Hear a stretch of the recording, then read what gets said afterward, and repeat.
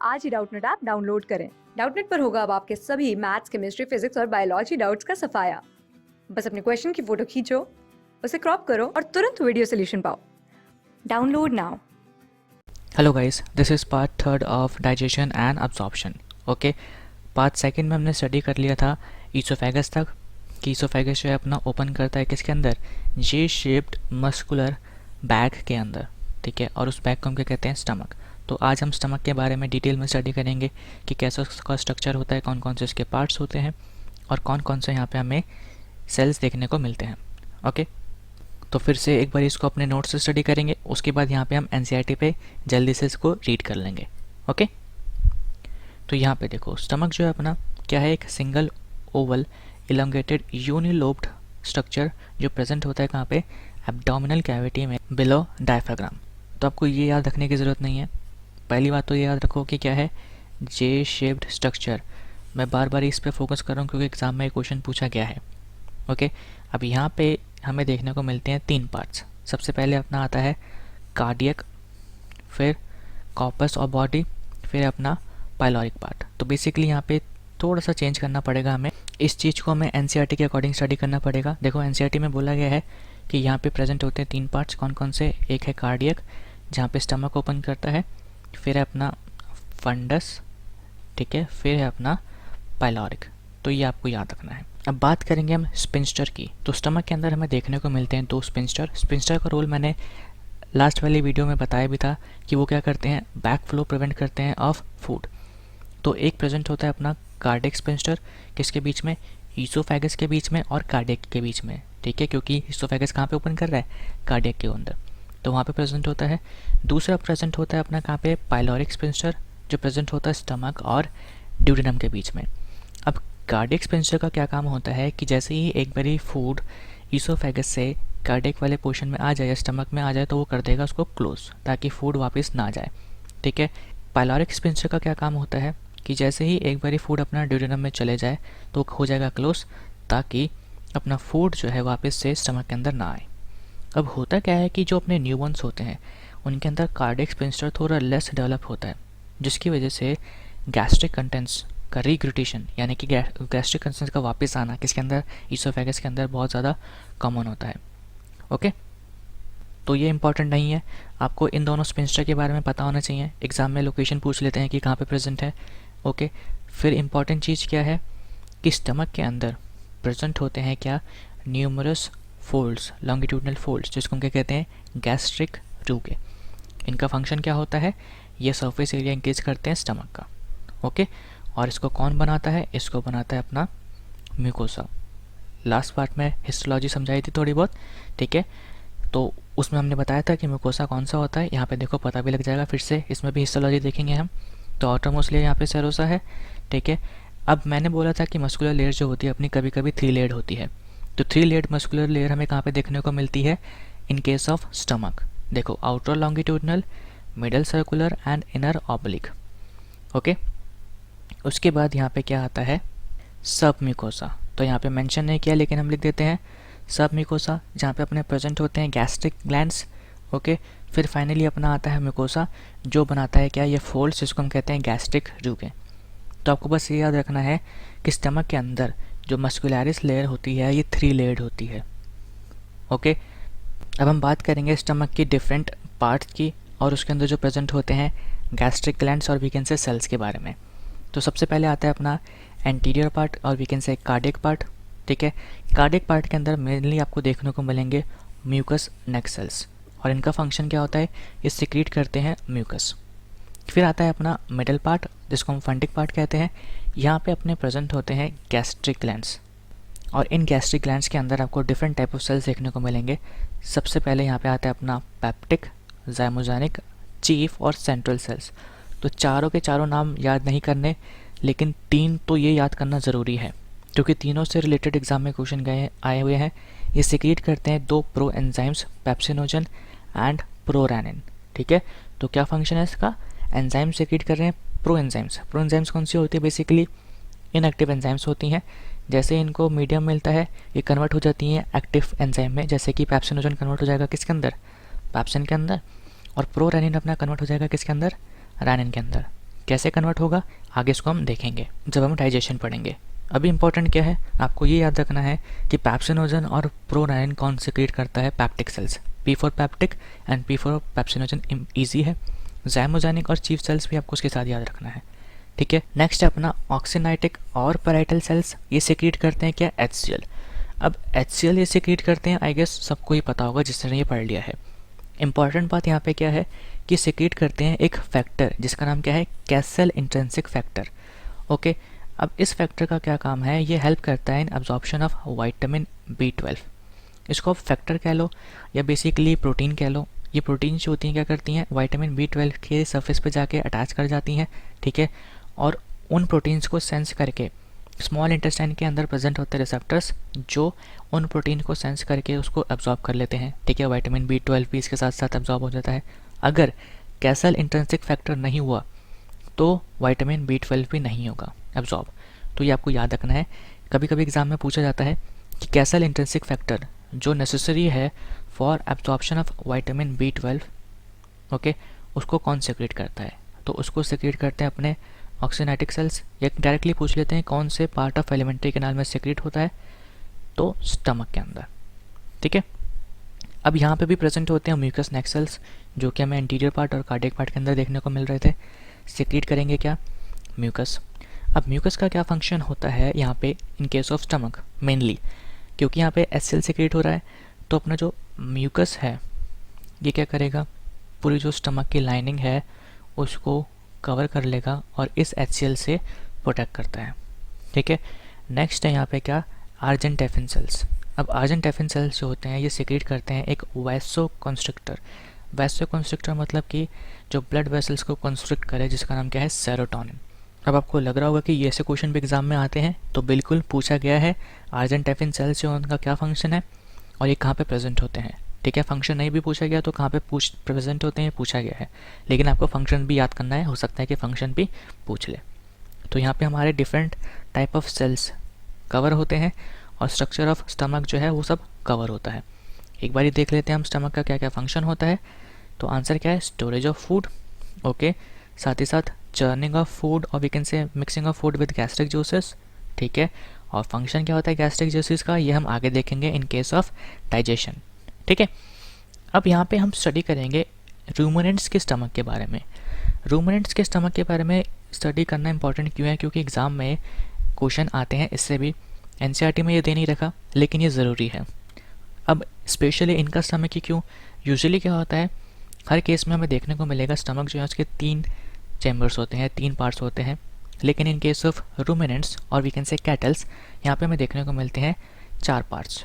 एक होता है र्यूमन, रेक्टिकुलम, ओमेसम और एबोमेसम। तो इस डायग्राम में भी आप देख सकते हैं, इसको हम थोड़ा सा एनलार्ज कर देते हैं, ओके।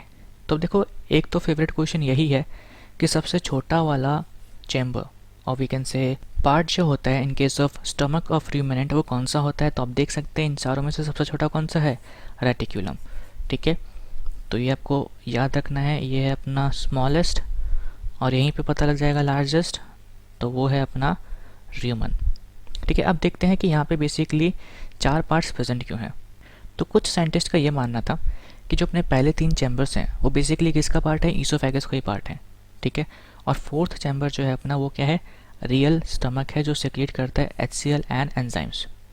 लेकिन ऐसा नहीं है, एम्ब्रियोलॉजिकल स्टडीज़ करी गई तो ये पता लगा कि ये किसका पार्ट है, स्टमक का ही पार्ट है।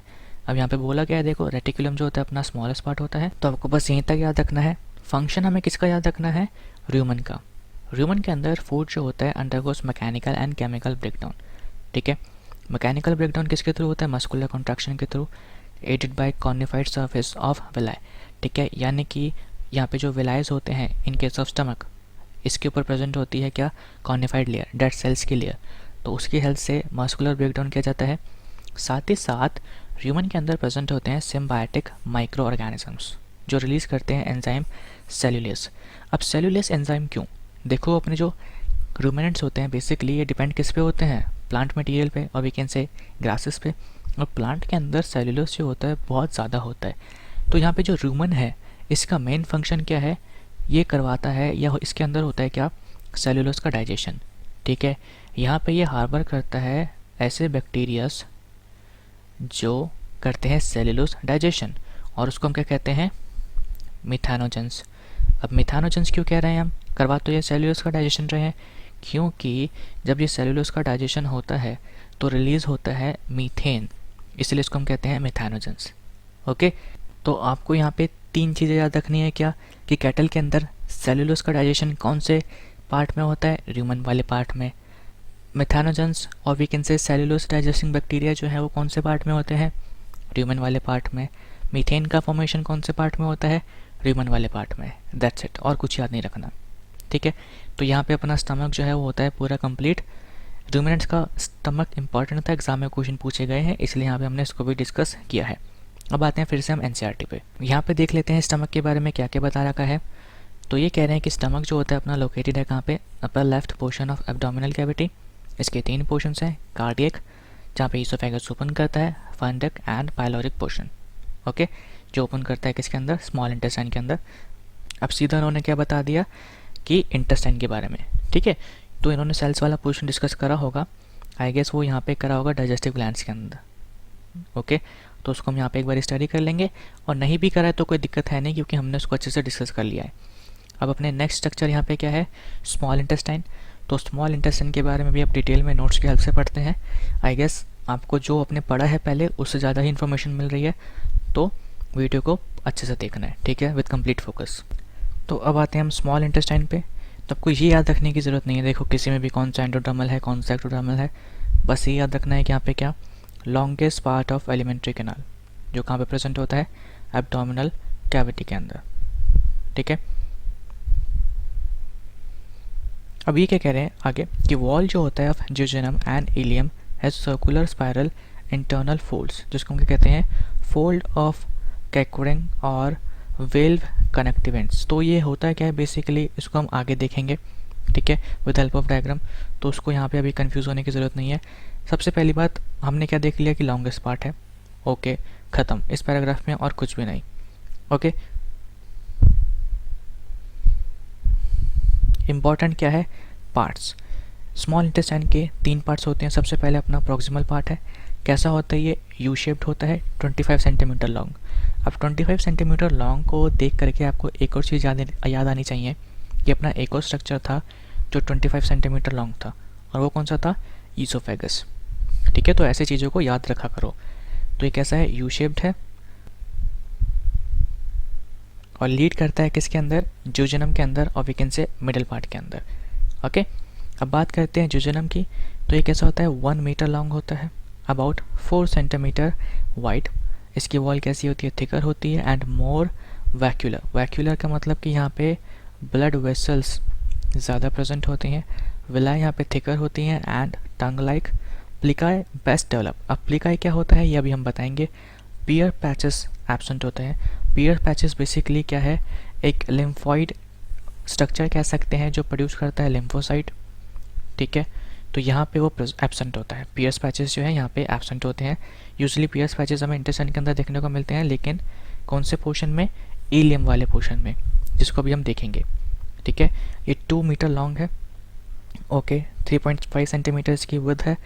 वॉल इसकी थिनर होती है, लेस वस्कुलर होती है। इतना डिटेल में डिफ्रेंशिएशन याद करने की ज़रूरत नहीं है, बस पार्ट्स याद रखना, ठीक है। विलाई यहाँ पे कैसे होते हैं, थिनर होते हैं, ओके। प्लिकाई जो होता है लेस डेवलप्ड। प्लिकाई बेसिकली क्या है, फोल्ड्स हैं। मैं फिर से कह रहा हूँ, इसको डायग्राम की हेल्प से भी हम देखेंगे। पियर्स पैचेस यहाँ पे होते हैं प्रेजेंट। ये क्या होते हैं, अपने लिम्फ नोड्स होते हैं, और ये प्रोड्यूस करते हैं क्या, लिम्फोसाइट, और जो भी बैक्टीरिया अपने स्मॉल इंटेस्टाइन के अंदर आते हैं, माइक्रोब्स आते हैं, उनको किल करते हैं, ठीक है। अब आते हैं हम हिस्टोलॉजी पे।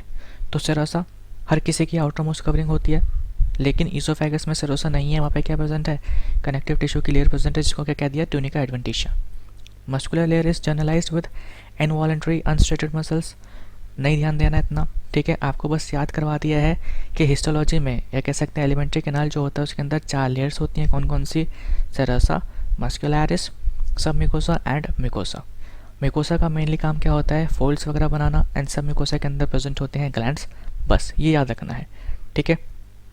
ओके, आगे मूव करते हैं।